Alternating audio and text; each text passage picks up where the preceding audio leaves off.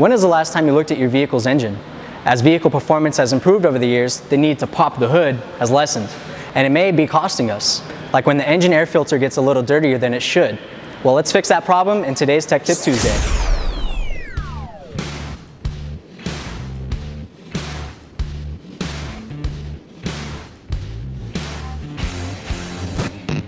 An engine needs clean air to run its best.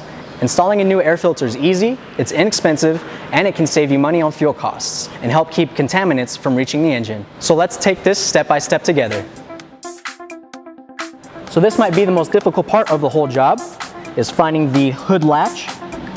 There it is. Okay, so now what? What you want to do is take your hood prop and insert it in the hole in the hood to keep the hood from falling on you. You want to locate the air box, which is usually behind the battery. Open the top by unclipping the latches. You want to check sometimes there are small bolts that secure the top to the bottom. That's okay. If yours has bolts, just unscrew them. Once the top is off, you'll see the air filter. Take it out and replace it with the new one. Put the cover back on and make sure it's reattached properly.